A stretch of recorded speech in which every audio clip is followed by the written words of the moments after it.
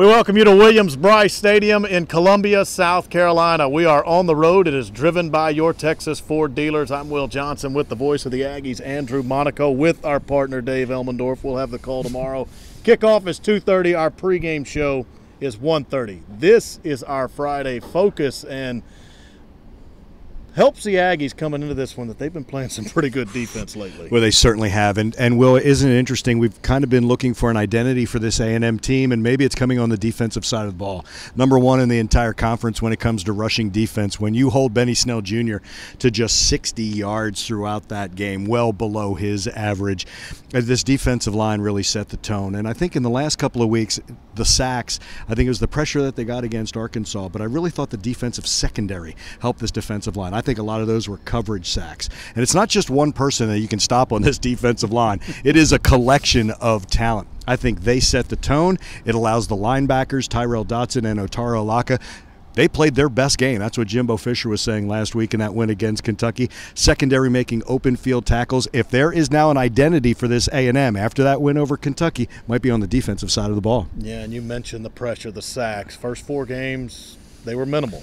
Last 2 games, 11 sacks. So they are dialing up that pressure. And do you feel the turnovers are going to start coming with it because the Aggies need them? It'd be quite nice to get their hands on a few tomorrow. Well, it almost seems like once they get one, I know they have the 2 interceptions, Larry Pryor Jr. and Donovan Wilson, to seal the Arkansas game, but I feel if they start to force fumbles and jump on those fumbles, they get more interceptions. If they can get one of those, I feel like a dam's going to break. And I'm not saying this just because, they don't have the numbers. I felt the same way about special teams, and we've seen them come through. I thought we thought this about, as you were saying, about the sacks in the past. Once they get one, I just think it's the kind of stuff, the confidence breeds that. But more telling is they don't have to freelance. They don't have to get out of what they're doing. They're covering so well. By continuing to cover well, by continuing to tackle well, I think those turnovers will come. As Jimbo says, do the ordinary. And correct. Do it well, and then the ball starts to fall into your hands. We had to talk turnovers for our partner. He wasn't here. Exactly we did it for him, so we got that in. But on the offensive side of the ball, I just expect A&M to play well defensively. You're just seeing it week in and week out. The offensive side of the ball, Jimbo Fisher talks effort has to come with execution. A&M's given the effort all season long and then some.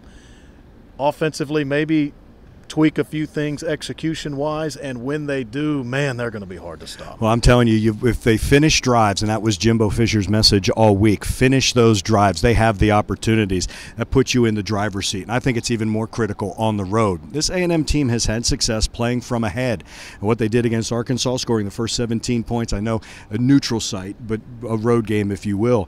They played ahead, and they kind of let off on the gas. You want to keep that foot on the pedal for that. So, I just think you talked about the effort plus the execution, then this offense becomes even more dynamic. Yeah, and we were discussing this earlier too. I always think the Carolina games are hard to read because it's like Will Muschamp wants to suck you into his type of game. And quite frankly, Aggies have fallen into that trap the last few years. I know A&M's won 4 in a row in this series, but look at the last 3. All close. I mean, tightly contested games. Is there any reason to expect anything different tomorrow? No, and you should expect that, because then that goes back to your execution, and that effort has to be there when you want to win a game like this. This is a South Carolina defense that can fly to the ball. They have a lot of athletes on that side, and Deebo Samuel and Brian Edwards are 2 receivers. They love to get their hands on the ball, and I don't think it matters who the quarterback is going to be for South Carolina. Another thing is going to be special teams, because both Samuel, both Edwards, you're going to see them on special teams as punt returners and as a kick returner. So they love to get them, and I just think if you expect a close game, then it can keep your focus going into the game. Then you add that you're playing on the road, that focus has to be there even more. I think a fast start by the Aggies will be huge in the game against the Gamecocks. No doubt. And Jimbo Fisher always looks at his offense and says every possession ends in A, and he makes them finish it with kick. Well, it's a lot easier for Jimbo to say that when his punter's just firing rockets all over the field. And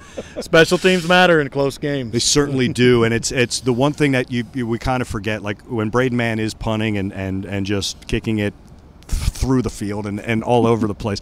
But the coverage is there. He's not out kicking his coverage, so you have a punt return of, it could be, you know, a 60-yard kick but a 20-yard return. That's not happening.